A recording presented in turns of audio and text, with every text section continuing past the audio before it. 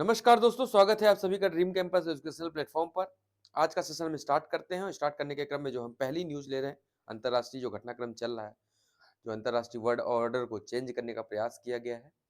जो आप एक पीछे तस्वीर देख पा रहे हैं, निश्चित रूप से ये सबको विचलित कर रही होगी।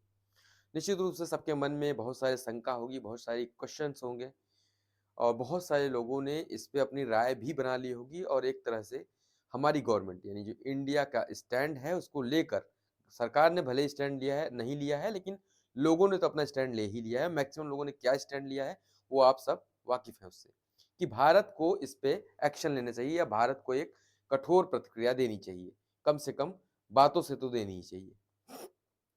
तो सबसे पहले आपको समझना होगा कि एक्चुअल में ये हुआ क्या है और इसके दुष्परिणाम, या जिसे आप परिणाम बोलिए, परिणाम नहीं से दुष्परिणाम ही बोलिए, कि दुष्परिणाम जब सामने आएंगे तब उनका इम्पैक्ट किस तरह से वर्ल्ड ऑर्डर को प्रभावित करेगा। आप इसको इस तरह से समझिए कि जब भी यूएसए यानी यूनाइटेड स्टेट ऑफ अमेरिका कोई एक्शन लेता है तो उसका जो कॉन्सिक्वेंसेस होते हैं वो पूरे वर्ल्ड पर पड़ते हैं और पूरा वर्ल्ड उसको फॉलो करता है। इसका एक उदाहरण कल की क्लास में हमने समझा था कि कल की क्लास में जैसा हमने बताया कि ट्रूमैन जब प्रेसिडेंट ऑफ यूएसए होकर आते हैं तो वो ये घोषित करते हैं कि हमारे तट से 200 नॉटिकल माइल का क्षेत्र हमारा होगा। उनकी इस घोषणा के बाद लगभग सभी राष्ट्रों ने, पेरू ने, चिली ने, सब ने 200 नॉटिकल माइल वाला सिद्धांत अपना लिया था। तो ठीक इसको इस घटना को कोऑर्डिनेट करके देखिए कि अगर प्रेसिडेंट ट्रम्प इस तरह की हिमाकत करते हैं, इस तरह की हरकत करते हैं कि एक सॉवरेन कंट्री में जाकर वहां के राष्ट्राध्यक्ष को किडनैप करके ले आते हैं, तो उन्होंने एक तरह से वैश्विक स्तर पर सभी को लाइसेंस दे दिया कि तुम भी ऐसा करो। अब कौन रोकेगा रसिया को कि वो जेलेंस्की को न उठा के ले आए इस तरह से? अब कौन रोक सकेगा चाइना को कि वो वियतनाम या हांगकांग के साथ ऐसा न करे? अब कौन रोकेगा इजराइल को कि वो अपने किसी एंटी नेशनल के साथ ऐसा ना करे? तो एक तरह का ये जो लाइसेंस क्रिएट हो गया जिसे हम, अब आप कहेंगे कि क्या ये पहली घटना है? नहीं, ये पहली घटना नहीं है। अगर आप इतिहास में जाकर देखेंगे तो इतिहास में खासकर मेडिवल हिस्ट्री में जाकर देखेंगे तो एक राजा दूसरे राजा को किडनैप करता था, उन्हें अपनी धरती पर ले आता था, उनके साथ अपने न्याय, अपने सिद्धांतों के अनुसार निर्णय लेता था। लेकिन करंट सिनारियो क्या है? करंट जब से लोकतंत्र की स्थापना, कह दीजिए आप कि लोकतंत्र की स्थापना से लेकर अब तक इस तरह की बड़ी घटना, इस तरह की भीषण घटना नहीं देखी गई थी। हालांकि अमेरिका ने जो ऑपरेशन, अमेरिकन फौज ने जो ऑपरेशन चलाया है वो निश्चित रूप से काबिले तारीफ है। इंडिया को भी उससे सीखना चाहिए। यानी कि इस तरह का सैन्य अभियान, इस तरह का हालांकि ये अमेरिका ने पहली बार नहीं किया है। लादेन को मारने में अमेरिका ने लगभग ऐसा ही सैन्य अभियान किया था। उस देश की आर्मी के नाक के नीचे से उसको उठा कर ले गए, मार के ले गए, उनको भनकने लगी। यहाँ तो प्रेसिडेंट हाउस पे ही हमला कर दिया, महल पे ही हमला कर दिया, प्रेसिडेंट पैलेस पे हमला करके प्रेसिडेंट को उनकी वाइफ के साथ लेकर गए हैं। तो अगर रणनीतिक रूप से देखेंगे तो अमेरिका का ये जो अभियान है ये विश्व की सेनाओं के लिए सीखने का विषय है, किस तरह से अमेरिका ने इस हमले को अंजाम दिया, जबकि वहां पे रशियन वेपन सिस्टम पहले से अवेलेबल है, मौजूद है और पोजीशन में है। सबसे महत्वपूर्ण बात की पोजीशन में है। रशियन वेपन सिस्टम, रशियन पनडुब्बी भी वहां मौजूद थी जो पोजीशन में थी, जिनको आभास था कि अमेरिका कुछ कर सकता है। उसके बाद भी अमेरिका वो कर ले गया, ये अपने आप में निश्चित रूप से अमेरिका की तारीफ होनी चाहिए। अब आते हैं हम मुद्दे पर। मुद्दा ये कि जो वेनेजुएला का संकट है, इस पे भारत का क्या स्टैंड होना चाहिए? तो आप, जैसा कि आज एक द हिंदू का एडिटोरियल निकला है, उसके अकॉर्डिंग भी हम बता रहे हैं और कुछ ऐसी चीजें हैं जैसे आप, हम सब लोग इंडियन जो हम सब हैं, हम खुद ही जज और ज्यूरी बन चुके हैं इस वक्त। हम गवर्नमेंट को बता रहे हैं कि तुम्हें ये करना चाहिए। इस जो वर्तमान सिनारियो है उसको देखते हुए वेनेजुएला के मामले पर इस तरह का स्टैंड लेना चाहिए। खासकर विपक्ष भी इस तरह का दबाव बना रहा है कि इंडिया को स्टैंड लेना चाहिए, इंडिया ट्रम्प से डर गया है।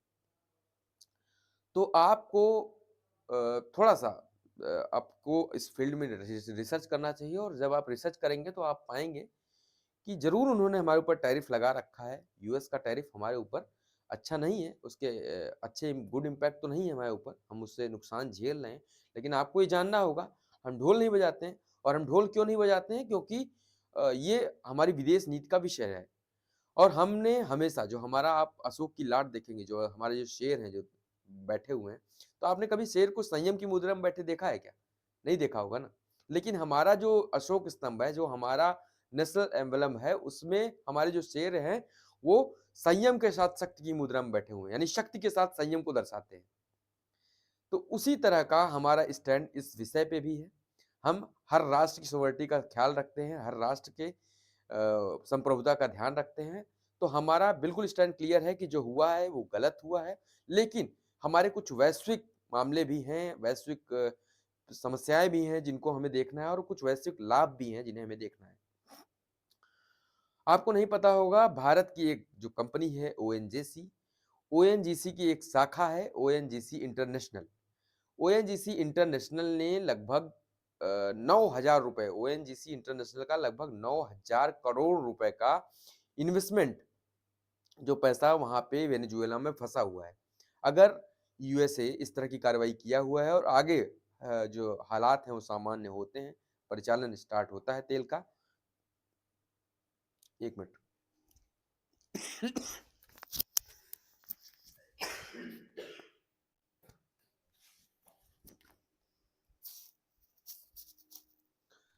थोड़ा स्वास्थ्य ठीक नहीं है। तो अगर परिचालन स्टार्ट होता है तो भारत की ओएनजीसी कंपनी के वो 9,000 करोड़ रुपए वापस मिल सकते हैं। तो भारत को भी अपना लाभ देखना है। इसमें कहीं से इस बात की हम समर्थन नहीं करते हैं कि जो ये ट्रम्प ने किया है वो सही किया है, लेकिन क्योंकि भारत ऐसा ही करता आया है, रूस यूक्रेन युद्ध पर भी भारत ने वैसा ही स्टैंड रखा है, दोनों लोगों के लिए बात करता है, शांति की बात करता है। और भारत को ये बात अच्छे से पता है कि जब जब भारत पे हमला होता है, जब जब भारत की जरूरत पड़ती है, सब किस तरह का स्टैंड लेते हैं, आपको पता है ना। तो वर्ल्ड में जिस तरह के स्टैंड लिए जाते हैं, ये अंतर्राष्ट्रीय राजनीति का हिस्सा होता है, ये आपकी अंतर्राष्ट्रीय राजनीति की परिपक्वता को बताता है। अच्छा, इस हमले की पृष्ठभूमि देखते हैं कि इस तरह का कार्य ट्रंप ने किया क्यों है, तो आपको बताएं। जो पर्यावरण पीस इम्पैक्ट चल रहा था, उससे ट्रंप अपने आप को अलग कर चुके हैं, उसका भी एक कारण यही हमला है। 2-3 रीजन हैं जिनको आपको समझना होगा, उसमें जो सबसे प्रमुख है वो ये है कि अमेरिका की जो यूएस की मैक्सिमम कंपनियां हैं जो तेल शोधन करती हैं। तेल शोधन के बारे में सबसे पहले समझिए, तेल 3 प्रकार के होते हैं। उनको एपीआई से बोलते हैं, एपीआई से बोलते हैं। तेल अगर 30% से ज़्यादा उसकी 40% से ज़्यादा उसकी एपीआई है, 40%, 40 डिग्री, 40 डिग्री से ज़्यादा अगर उसकी एपीआई है तो माना जाता है सबसे बेस्ट तेल है वो। यानी कि ये तेल की क्वालिटी जो होती है, आप ये समझिए कि स्मूदी की तरह होती है, लस्सी की तरह होती है, यानी थोड़ा सा हल्का सा ग्रेवी थिकनेस होती है इसकी। लस्सी जैसे आप पीते हैं वैसी थिकनेस होती है इसकी। तो इसको शोधन करना, इसका परिष्करण करना सबसे आसान होता है। जो दूसरे नंबर का तेल आता है उसकी एपीआई होती है 30 से 40 के बीच, 30 से 40 डिग्री के बीच। तो इनका जो परिशोधन होता है वो एज कंपेयर पहले वाली श्रेणी से थोड़ा सा कठिन होता है। और जो तीसरी श्रेणी आती है वो 30 डिग्री के नीचे वाली आती है। तो अब आपको जान अब जब मैं अगली बात आपको बताने वाला हूँ उसको आप समझेंगे तो आपको समझ में आएगा कि ये हमला एक्चुअल में क्यों हुआ है। यूएसए में जितनी भी तेल शोधन, क्योंकि पहले यूएसए में तेल नहीं मिलता था, बाद में तेल की खोज हुई कि हाँ यूएसए में बहुत सारा सेल तेल है। तो जो पहले कंपनियां लगाई गई थी तेल शोधन के लिए, उसमें से मैक्सिमम कंपनियां इस श्रेणी की लगाई गई हैं, यानी कि सबसे गाढ़ा वाला जो तेल होता है, डामर जानते हैं आप, डामर, वो जो रोड पे बिछाते हैं, उतना गाढ़ा जैसा तेल होता है, एकदम गाढ़ा, थिक, बहुत हाई थिकनेस का ये तेल होता है और इसको परिष्करण करना, इसका शोधन करना थोड़ा सा कठिन होता है। और तेल शोधन इकाइयां जो होती हैं वो जिस, अगर श्रेणी 1 के लिए वो इकाई लगी है तो केवल श्रेणी 1 के तेल का शोधन कर सकती है। अगर इकाई श्रेणी 2 के लिए लगी है तो केवल श्रेणी 2 के तेल का शोधन कर सकती है, और अगर इकाई श्रेणी 3 के लिए लगी है तो केवल 3 का शोधन कर सकती है। और यूएसए में मैक्सिमम श्रेणी मैक्सिमम जो तेल परिशोधन इकाइयां लगी थी वो श्रेणी 3 की लगी हुई थी। और जो श्रेणी 3 का तेल है वो सबसे ज्यादा है वेनेजुएला के पास। तो अगर वेनेजुएला से तेल नहीं आएगा तो वो शोधन किसका करेंगी, और उसमें उन्होंने लाखों डॉलर का इन्वेस्ट करके रखा है, करोड़ों डॉलर का इन्वेस्ट करके रखा है। तो उन परिशोधन इकाइयों को तेल की उपलब्धता सुनिश्चित कराने का एक उद्देश्य ये हमला है। एक बात आपने जानी। अब दूसरी समझिए कि जो बाइडेन पर्यावरण पीस इम्पैक्ट से बाहर होते हैं, जो हमारा एसडीजी गोल में पर्यावरण का समर्थन है उससे बाहर हो जाते हैं, अपने आप को बाहर कर लेते हैं, कॉप से बाहर हो जाते हैं। बाहर होने के पीछे लॉजिक ये है कि जो बाइडेन जिस तरह से ग्रीन एनर्जी की तरफ कंट्री को ले जा रहे थे। उसी वक़्त ये तेल के जो बड़े-बड़े वहाँ पे कंपनियाँ हैं, उन सब ने मिला, उन सब ने एक ग्रुप बनाया और उन्होंने ट्रम्प को फंडिंग की कि आप जीतिए और वापस आकर हमें लाभ पहुँचाइए। ऐसा कहा जाता है कि ट्रम्प की जीत में बहुत सारा पैसा बहा है, बहुत सारी ताकत लगी है और वो सारी ताकत यहाँ से भी निकली। यानी ट्रम्प के एक तरह के सहयोगी रहे हैं ये कंपनियाँ। इसीलिए ट्रम्प ने उस अ, पर्यावरणीय पैक्ट से बाहर निकलकर इन कंपनियों को फिर से रास्ता ग्रीन सिग्नल दिया है कि देखा जाएगा अब धरती का क्या होता है, 2 डिग्री बढ़ेगा, 3 डिग्री बढ़ेगा, तुम पैसा कमाओ, बाद में समझेंगे बाकी। तो एक ये दूसरा कारण है। तो लॉजिकल कारण पे आप जाएँगे तो इस तरह की घटनाएँ हैं और ट्रम्प के पास ऐसा नहीं है कि ऑप्शन नहीं था, बहुत सारे दूसरे ऑप्शन थे। हालाँकि वेनेजुएला ने ट्रम्प से कई बार ट्राई किया था बात करने का, लेकिन ट्रम्प को पूरा अधिकार चाहिए था। ट्रम्प की जो कंपनियाँ, जो यूएस की वहाँ कंपनियों को बंद करा के भगा दिया गया था, उन सब का दबाव था ट्रम्प के ऊपर जिन्होंने इस तरह का एक्शन लिया। हालाँकि ये एक्शन अब एक नज़ीर बन गया है, जिस तरह होता है ना सुप्रीम कोर्ट अगर कोई डिसीजन दे देता है, तो बाकी भारत के लिए वो एक नज़ीर बन जाता है। वैसे ही इस वक़्त यूएसए की स्थिति है। यूएसए ने ये नज़ीर पेश कर दी है, अब देखिए ज़ेलेंस्की का क्या होता है या देखिए ताइवान, हांगकांग का क्या होता है, कोरिया का क्या होता है। अच्छा, अब इसके बाद एक और नया वर्ल्ड ऑर्डर तैयार होना शुरू होगा। आप उसको इस तरह से समझिए कि वेनेजुएला पे ट्रम्प हमला क्यों कर सके? आखिर वो जो छोटा-सा है नॉर्थ कोरिया वाला, लिटिल किम जोंग उन, उसके ऊपर ट्रम्प क्यों नहीं हमला कर पाते? उसको क्यों नहीं उठा ले आते? इतने गुंडा हैं, तो उसको क्यों नहीं उठा ले आते? जाएँ उसको भी उठा ले आएँ। उसको इसलिए नहीं उठा ले आ पाते क्योंकि उसके पास वेपन है, उसके पास एटॉमिक वेपन है। तो ये 2 तरह की बातें अब यहाँ से स्टार्ट होंगी कि एक तरफ एटॉमिक वेपन की तरफ लोगों का झुकाव बढ़ेगा, सारी कंट्री चाहेंगी अब जैसे सऊदी अरब था, अभी उसने पाकिस्तान से केवल समझौता भर किया था कि हमको ज़रूरत पड़ने पे तुम अपना परमाणु युद्ध हमारे साथ करोगे। लेकिन अब ये जो महँगी कम जो बड़ी-बड़ी देश हैं जिनके पास बहुत सारा पैसा है, अब ये सोचेंगे कि नहीं यार, अपने पास होना चाहिए तभी काम बनेगा। आखिर उस लिटिल को किम जोंग उन का कोई कुछ नहीं कर पा रहा है, अमेरिका उसका कुछ नहीं कर पा रहा है। इसके यहाँ इतनी बड़ी सेना देख भेज के हमला कर दिया। क्यों? क्योंकि ये कमज़ोर था। तो अब वर्ल्ड में जो नया वर्ल्ड ऑर्डर शुरू होगा, वो ये होगा कि जो कमज़ोर राष्ट्र हैं, जिनको इस बात का खतरा है कि फलाना राष्ट्र हमारे ऊपर हमला करके हमें कैद कर सकता है या हमारे साथ कुछ अनर्गल कर सकता है, तो वो अब एक तरह की फिरौती प्रस्तुत करेंगे दूसरे राष्ट्रों को जो सक्षम हैं। यानी सक्षम राष्ट्रों को एक तरह से फिरौती मिलेगी कि आप हमारी सुरक्षा करिए। तो ये नया वर्ल्ड ऑर्डर क्रिएट करेगा और ये क्या हमें तीसरे विश्व युद्ध की तरफ ले जाएगा। अंकशास्त्र की गणना के अनुसार 2026 को बड़ा शुभ वर्ष माना गया था, लेकिन जब आप देखेंगे पूरे वर्ल्ड मैप को उठाकर देखेंगे तो कोई ऐसा कोना नहीं है जहाँ पे आप लाल कलर नहीं देख पाएंगे। तो ये निश्चित रूप से अपने आप में चिंता का विषय है। अभी भारत के रुख की बात करते हैं तो भारत रणनीतिक यथार्थवाद अपनाते हुए संयमित प्रतिक्रिया भारत ने व्यक्त की है। अच्छा ये बताइए, आप लोग बहुत सारे लोग कह रहे हैं कि भारत को तीखी प्रतिक्रिया देनी चाहिए। क्या मिल जाएगा उससे? कुछ नहीं मिल जाएगा। भाई तीखी प्रतिक्रिया आप क्या दोगे? आप किससे पंगा मोल लोगे? अभी आप जब अमेरिका जैसा एक राष्ट्र आपके ऊपर टैरिफ लगाता है तो आप कमज़ोर हो जाते हो, आप सोचने पे मजबूर हो जाते हो। तो सोचो अगर आप इस तरह की प्रतिक्रिया देकर पूरे यूरोप से लोहा लेने के लिए तैयार हो, यूएसए से पुनः फिर से लोहा लेने के लिए तैयार हो, तब तो ठीक है आप कर सकते हो। लेकिन जब आपको अभी अपने आप को बूस्ट करना है, अभी अपने आप को खड़ा करना है। एक गाना है ना वो कहते हैं ना कि जो लचीला होता है वो जब हवा का झोंका आता है तो बच जाता है उससे, नहीं जो बाकी सब हैं वो सब पेड़ उखड़ जाते हैं जड़ से। तो हवा का झोंका है, हालाँकि गलत है, लेकिन आपको यहाँ पे झुक जाना चाहिए, आपको मोल्ड होना चाहिए क्योंकि ये हमला आपके ऊपर नहीं है। जब आपके ऊपर होगा तो देखा जाएगा। बहुत सारे लोग कह रहे हैं कि कल को प्रधानमंत्री मोदी के ऊपर ऐसा हम अरे क्या समझे हो यार, मोदी के ऊपर हमला कौन कर देगा हमला?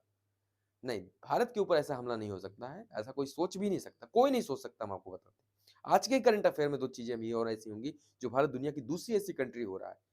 मतलब चीन और रूस, फ्रांस, जर्मनी, इंग्लैंड जैसी कंट्रीज़ को पीछे छोड़कर भारत दूसरी ऐसी कंट्री बन रहा है, तो भारत के साथ इस तरह का कोई रिस्क नहीं है। हालाँकि जो वैश्विक स्तर पर आस-पास ईरान का चाहे आप विद्रोह देखेंगे, चाहे आप नेपाल, बांग्लादेश, श्रीलंका, मालदीव को देखेंगे तो हाँ, आस-पास हमारे ऐसी कंडीशन ज़रूर पैदा की गई हैं और आपको अपनी 2 नज़रों के बाद एक तीसरी नज़र जो है, उसको इन चीज़ों पर रखना होगा कि कहीं ये तैयारी आपके लिए भी तो नहीं हो रही है, कहीं ये तैयारी हमारे देश के लिए भी तो नहीं हो रही है।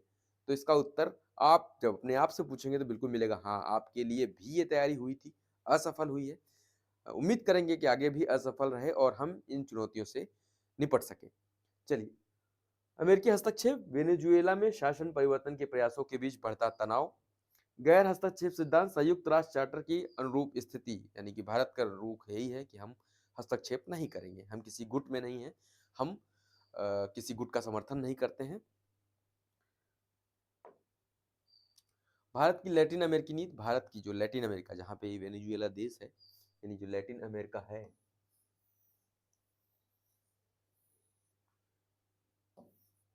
जो लैटिन अमेरिका है, लैटिन अमेरिका को बड़े बाजार के रूप में भारत देखता है। तो यहाँ के इंटरनल मामले में हस्तक्षेप करने का मतलब है भारत की जो वैश्विक स्थिति है उसमें भी परिवर्तन आएगा। आर्थिक अवसरों की पहचान और विस्तार, ये आर्थिक अवसरों की पहचान करना और विस्तार करना भारत की नीति में शामिल है। बहुपक्षीय मंच पर संयुक्त राष्ट्र चार्टर का समर्थन करना, जब आप किसी गुट का समर्थन करेंगे तो संयुक्त राष्ट्र चार्टर का अपने आप उल्लंघन हो जाएगा, तो ऐसे में आपको संयुक्त राष्ट्र चार्टर का समर्थन करना है। क्षेत्रीय स्थिरता में रुचि रखना है कि क्षेत्र में स्थिरता बनी रहे। यह भारत की विदेश नीति में परिपक्वता और संतुलन का दृष्टिकोण प्रदर्शित करता है, यानी भारत की विदेश नीति एक संतुलित दृष्टिकोण की तरफ जा रही है। हमने आपको पहले ही बताया था कि हमारे जो शेर हैं वो शक्ति के साथ संयम को प्रदर्शित करते हैं। कौन सा शेर संयम के साथ बैठता है? लेकिन हम बैठते हैं क्योंकि हम हमारे पास जो शक्ति है, हम सामर्थ्यवान होकर भी, शक्तिवान होकर भी संयमित रहते हैं। यही हमारे लिए महत्व की बात है। भारत पाकिस्तान परमाणु विश्वास निर्माण उपाय, 1992 से दोनों के मध्य समझौता हुआ है कि दोनों आपस में हर साल आपसी परमाणु ठिकानों का, परमाणु जिनके इनके जो भारत के और पाकिस्तान के परमाणु ठिकाने हैं उनको ये आपस में सूचियों का आदान प्रदान करते हैं। ये 35वां आदान प्रदान था। ऐसा इसलिए करते हैं ताकि जब कभी, क्योंकि भारत और पाकिस्तान के बीच जनरली युद्ध की स्थितियां बनी हुई होती हैं, तो अगर कभी युद्ध हो भी जाता है, जैसा अभी ऑपरेशन सिंदूर के दौरान हुआ, तो अगर आपने परमाणु सूची एक दूसरे को देकर रखी है, ऐसे में माना जाता है कि आप इस पर हमला नहीं करोगे, परमाणु क्षमताओं पर हमला नहीं करोगे और हम भी नहीं करेंगे। तो इस तरह से परमाणु क्षमताएं सुरक्षित रह पाती हैं और जिससे परमाणु युद्ध का खतरा भी टलता है। और अगर परमाणु क्षमता पे हमला होता है तो उसका जो रेडिएशन होगा वो किस तरह का नुकसान करेगा आपको पता है। इसलिए उन चीज़ों को बचाने के लिए इस तरह का समझौता किया गया है। इनके साथ कैदियों की सूची को भी आदान प्रदान किया जाता है। इस बार जो सूची दी गई इसमें 258 भारतीय कैदियों की सूची है, जिसमें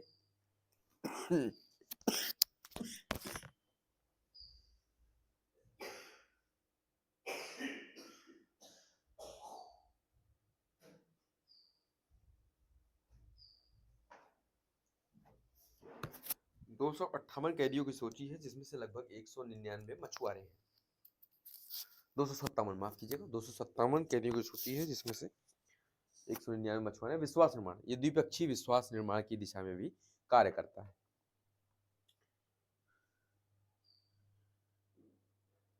शांति विधेयक, परमाणु ऊर्जा में नया युग, हमने आपको बताया था, इसके बारे में विस्तार से चर्चा भी की थी। पीआईबी ने इसे फिर से अपडेट किया, द हिंदू ने भी अपडेट किया है कि सतत दोहन और परमाणु ऊर्जा का विकास,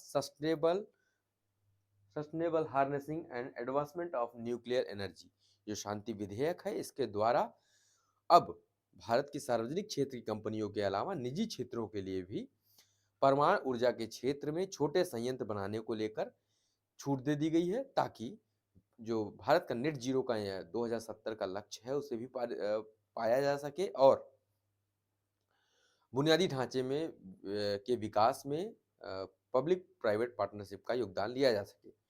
निजी क्षेत्र को परमाणु ऊर्जा उत्पादन में भागीदारी की अनुमति देना, सुरक्षा मानकों का सख्त पालन अनिवार्य करना और तकनीकी नवाचार को बढ़ावा देना।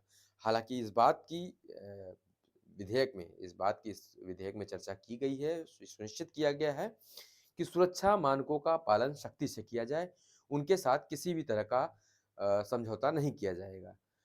तो देखना होगा आगे कि इसका भविष्य में परिणाम क्या होता है।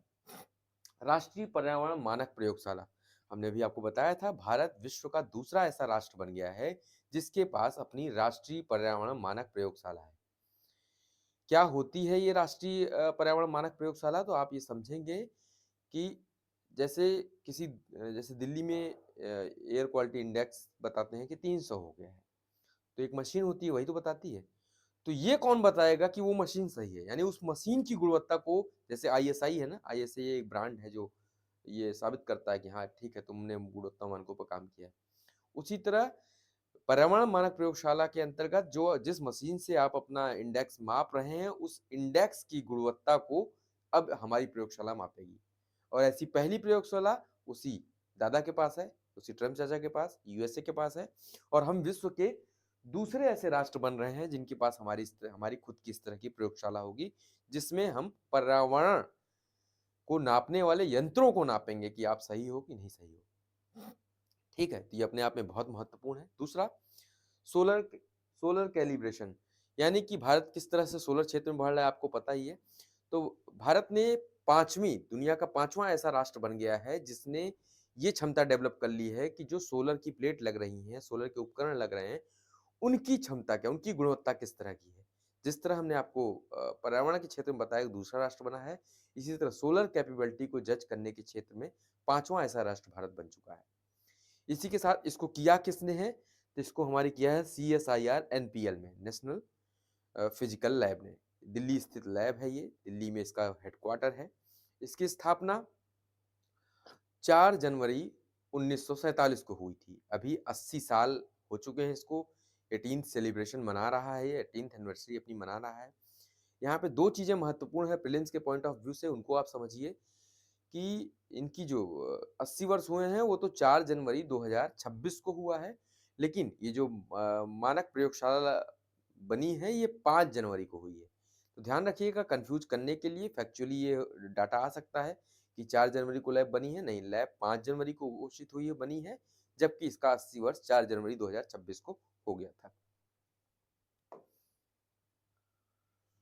मिशन मौसम 3D प्रिंटेड तकनीक, 3D प्रिंटेड तकनीक से आप मैक्सिमम लोग वाकिफ होंगे अगर आप सिविल्स की तैयारी कर रहे हैं। तो इसमें क्या होता है, इसमें एक पीडीएफ फाइल आप समझ लीजिए कि एक पीडीएफ फाइल बस कंप्यूटर में डाल दी जाती है, उसके सिस्टम में, प्रिंटर के सिस्टम में डाल दी जाती है, और पीडीएफ में जो जो लिखा है तहत दर तहर वो काम, यानी कि पीडीएफ एक पहले डिजाइन बनाता है, जैसे कैड बोलते हैं, डिजाइन बनाता है, 3D डिजाइन बनाता है। जैसे जैसे आप ये समझिए कि अगर प्रिंटर को एक ये माउस प्रिंट करना है, 3D प्रिंटिंग में एक माउस बनाना है, तो वो क्या करेंगे, पहले 3D डिजाइन बनाएंगे इस माउस का।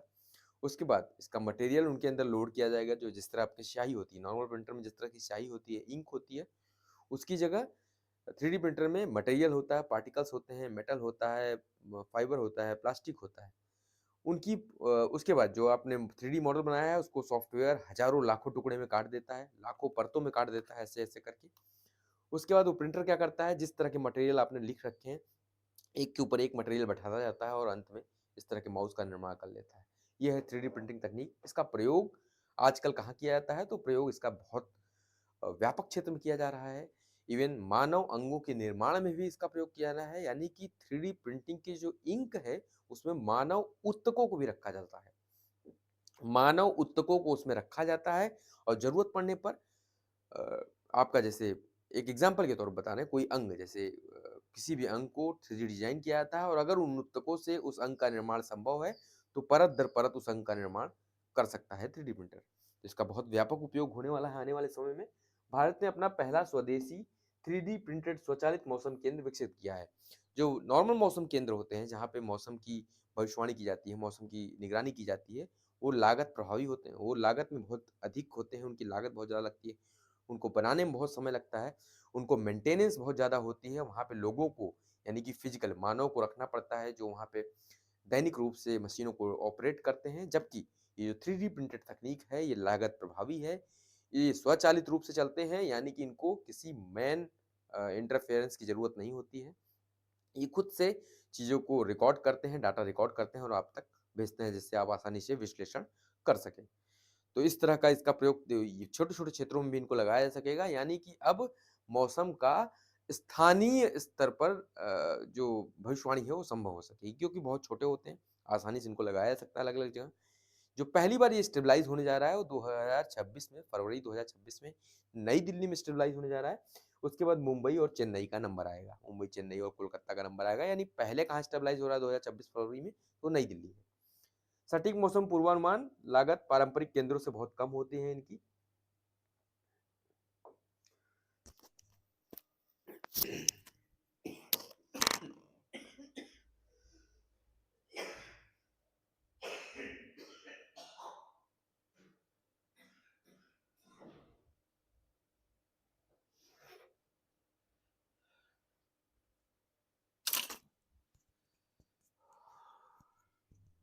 माफ़ कीजिएगा, भयंकर सर्दी है, लेकिन सीजी सर का कॉशन है कि क्लासेस को रेगुलर बना के रखना है। आप थोड़ा कम समय के लिए क्लास ज़रूर ले लें, लेकिन रेगुलरिटी को ना ब्रेक करें। तो रेगुलरिटी को हम बना के रखेंगे। चलिए, डीप टेक स्टार्टअप के लिए नई सुविधाएं। सबसे पहले समझिए डीप टेक होता क्या है। डीप टेक्नोलॉजी सामान्य टेक्नोलॉजी नहीं होती, जैसे कोई ऐप निर्माण या कोई बिजनेस स्टार्ट करना। डीप टेक मतलब ऐसी तकनीकें जो जिनका महत्व बहुत ज़्यादा है, जिनमें बहुत ज़्यादा इन्वेस्टमेंट की ज़रूरत होती है, जिनका प्रयोग भविष्य में बहुत ज़्यादा है, जैसे आर्टिफिशियल इंटेलिजेंस हो गया, जैव प्रौद्योगिकी हो गई। इस तरह की चीज़ों को डीप टेक स्टार्टअप बोलते हैं। तो अभी तक जो नियम थे डीप टेक स्टार्टअप के, कि कोई भी स्टार्टअप डीप टेक तब माना जाएगा जब वो 3 साल का कम से कम पूर्व अस्तित्व रखता होगा। इससे क्या होता था, अगर आप पूर्व अस्तित्व नहीं रखेंगे डीप टेक का, अगर 3 साल से कम हैं आप, तो आपको राष्ट्रीय प्रयोगशालाएं, नेशनल प्रयोगशालाएं जो हैं, या नेशनल फंडिंग जो है वो नहीं मिल सकेगी। यानी कि 3 साल का आपको अनुभव होना चाहिए, आपकी प्रयोगशाला को अनुभव होना चाहिए, तभी ऐसा होता था। इससे क्या होता है, बहुत सारे लोग, क्योंकि बहुत महंगी प्रणाली होती है, बहुत खर्च करना होता है, तो ऐसे में आप इन्वेस्ट करना लोग दूर भागते थे। तो अभी उस नई सुविधा जोड़ी गई है, 3 वर्ष की जो अनिवार्य शर्त थी उसको हटा दिया गया है। अब सरकारी मान्यता प्राप्त करने के लिए आपको सीधे वित्तीय सहायता और सरकारी मान्यता प्राप्त कर सकेंगे, 3 वर्ष की जरूरत नहीं है। प्रभाव क्या होगा, तकनीकी नवाचार को गति, उद्यमिता को बढ़ावा और भारत को वैश्विक डीप टेक का हब बनाने की दिशा में महत्वपूर्ण कदम है ये। तो यहाँ पे जो चीजें आपके प्रेजेंट पॉइंट ऑफ व्यू से महत्वपूर्ण है वो है डीप टेक। डीप टेक क्या है, डीप टेक के अंदर क्या आता है, ये रहा। और भारत को इसका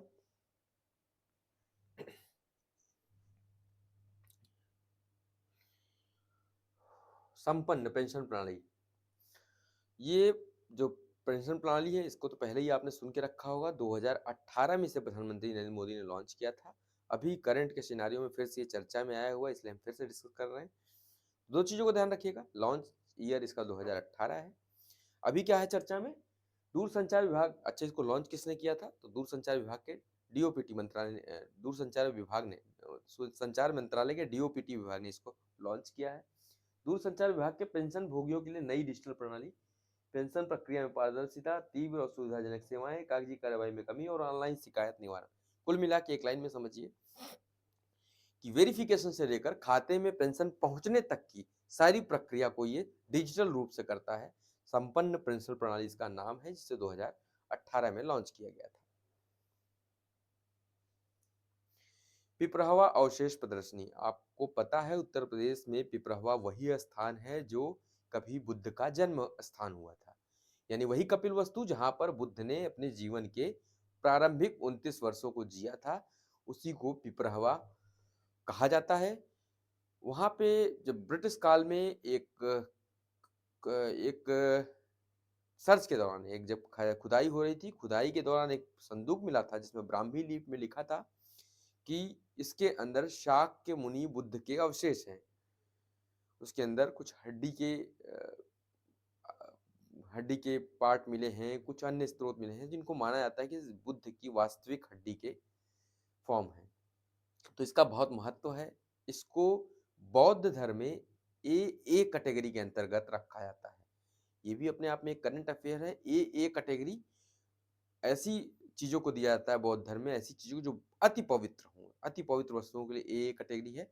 तो इसको भी ए कैटेगरी के तहत रखा गया है। अभी अपडेट क्या है वो देखेंगे आप। भगवान बुद्ध के पवित्र अवशेषों को दुर्लभ प्रदर्शनी, स्थान राय पिथौरा सांस्कृतिक परिषद दिल्ली में आयोजित की गई है। भारत की समृद्ध बौद्ध विरासत का प्रदर्शन करना इसका उद्देश्य है।